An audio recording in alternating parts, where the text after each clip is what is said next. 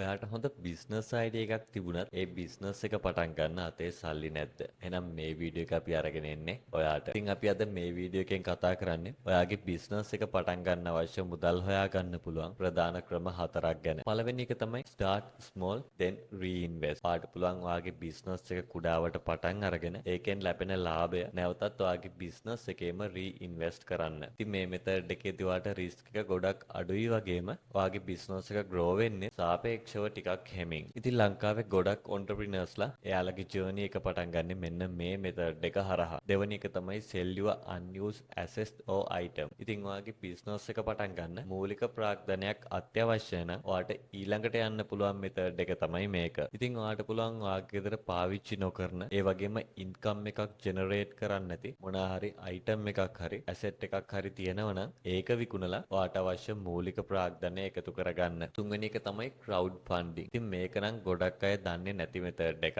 සරලව ඔයාට මෙතනදී කරන්න තියෙන්නේ ඔයාගේ බිස්නස් එකට ඉන්වෙස්ටර් කෙනෙක් හෝ ඉන්වෙස්ටර්ස්ලා කිහිප දෙනෙක් හොයාගන්න එක. ඔයාට පුළුවන් ඔයාගේ බිස්නස් එකට අදාළ බිස්නස් ප්ලෑන් එකක් හදලා tribefund.lk, gogetfunding.com, indiegogo.com වගේ ප්ලැට්ෆෝම් වල පබ්ලිෂ් කරලා ඒ හරහා ඔයාගේ බිස්නස් එක පටන් ගන්න අවශ්‍ය ෆන්ඩ් එක රේස් කරගන්න. ඉතින් ඔයා මේ ප්ලැට්ෆෝම් වල නිකම් බිස්නස් ප්ලෑන් එකක් පබ්ලිෂ් කරා කියලා කවුරුත් ඔයාගේ බිස්නස් එකට ඉන්වෙස්ට් කරන්නේ නැහැ. ඔයාගේ බිස්නස් ප්ලෑන් එකේ පැහැදිලි කරන්න ඕනි ඔයාගේ බිස්නස් එක මොකක්ද? ඔයාගේ බිස්නස් එක හරහා මුදල් උපයන්න පුළුවන් ක්‍රම මොනවද වගේම ඒ ඉන්වෙස්ටර්ස්ලට ඔයාගේ බිස්නස් එකට ඉන්වෙස්ට් කරාම ලැබෙන ප්‍රතිලාභ මොනවද කියලා. අවසාන එක තමයි මයික්‍රෝ ෆයිනෑන්ස් සහ SME loans. Sanasa development bank, LOLC micro finance, HNB Grameen වගේ මයික්‍රෝ ෆයිනෑන්ස් වලින් ඔයා වගේ කුඩා ව්‍යාපාරිකයන්ට රුපියල් 10000ත් රුපියල් 50000ත් අතර වගේ ණය ලබා දෙන වැඩසටහන් තියෙනවා. ඉතින් ඔයාලට පුළුවන් ඔයාගේ ප්‍රදේශයේ තියෙන මේ වගේ මයික්‍රෝ ෆයිනෑන්ස් කම්පැනි වලට ගිහිල්ලා ඒ ගැන වැඩි විස්තර දැනගන්න. ඒ වගේම තමයි BOC